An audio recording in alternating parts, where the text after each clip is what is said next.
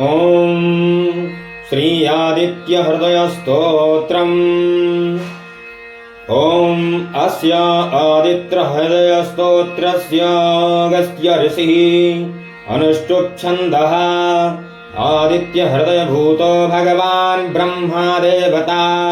निरस्ता शेष विघ्नतया ब्रह्म विद्या सिद्ध्यौ सर्वत्र जय सिद्धौ च विनियोगः। ॐ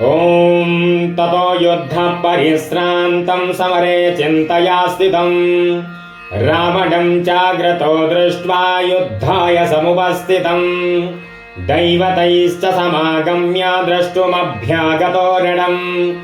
उपगम्याद्ब्रवीद्रामामगस्त्यो भगवांस्तदा राम राम महाबाहो शृणु गुह्यं सनातनम् येन सर्वा नरीन् वत्सो समरे विजयिष्यसे।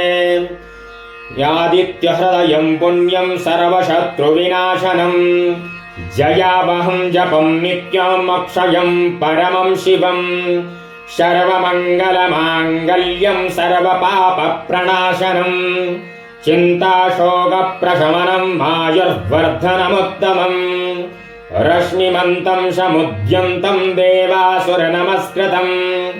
पूजयस्व विभस्वन्तं भास्करं भुवनेश्वरं सर्वदेवात्मको ह्येष तेजस्वी रश्मिभावनः एष देवासुरगणान् लोकान् पादेगवस्तभिः एष ब्रह्मा च विष्णुश्च शिवस्कन्दः प्रजापतिः महेन्द्रो धनदा कालो यमः सोमो ह्यपाम्पतिः पितरो वशवः साध्या अश्वनो मरुतो मनु वायुर्वह्निः प्रजाः प्राणः ऋतुकरतः प्रभाकरः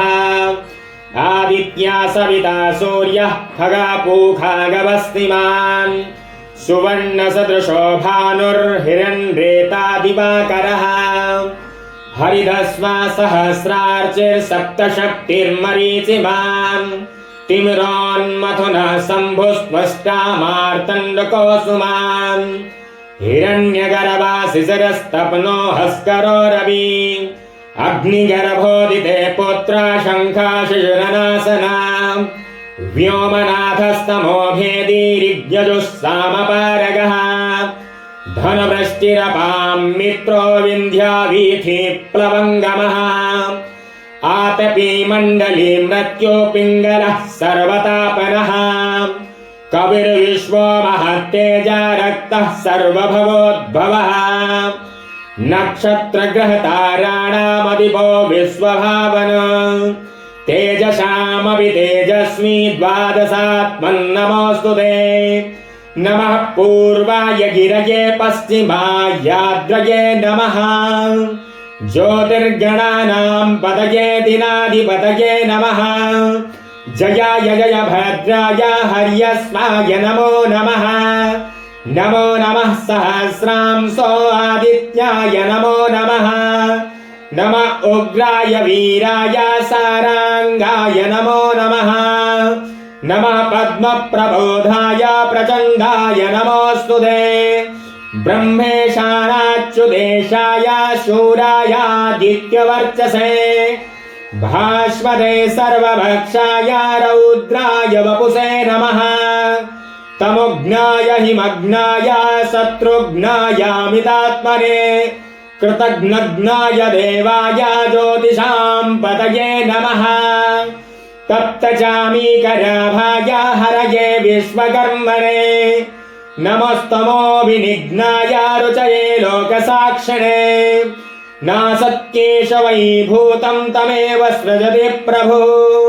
पायत्तेष तपत्येष वर्षत्येष गवस्तुभिः एष सुप्तेषु जागर्ति भूतेषु परिनिष्ठिता एष चैवाग्निहोत्रं च फलं चैवाग्निहोत्रिणां देवाश्च क्रतवश्चैव क्रतूनां फलमेव च यानि कृत्यानि लोकेषु सर्वेषु परमप्रभो एनमापत्सु गृच्छेषु कान्तारेषु भयेषु च कीर्तयन् पुरुषं कश्चिन्नावसेदति राघवः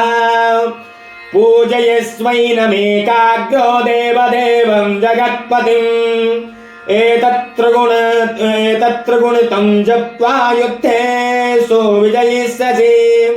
अस्मिन् क्षणे महाबाहो रावणं त्वं जयिष्यसि एवमुक्त्वा ततो गस्त्यो जगाम स यथागतम् एतत् श्रुत्वा महत्तेजानष्टकोशो भवत्तदा धारयामास सुप्रीतो राघवः प्रयतात्मवान् आदित्यं प्रेक्ष्य पद्वेदं परं हर्षमुवाप्तुवान् त्राचम्यसुजुर्भूत्वा धनुराधाय वीर्यवान् रावणं प्रेक्ष्य हृष्टात्मा जयार्थं समुपागतम् सर्वयत्नेन महता वृतस्तस्य वधे भवत् अधरविरवदन् निरीक्ष्य रामं मुदितमनाः परमं प्रहस्यमाणम् निशचरपदसंशयं विदित्वा सुरगणमद्य गतो वचस्परेति। ॐ श्रीवाल्मीकये रामायणे युद्धकाण्डे अगस्त्यप्रोक्तम् आदित्यहृदयस्तोत्रम्।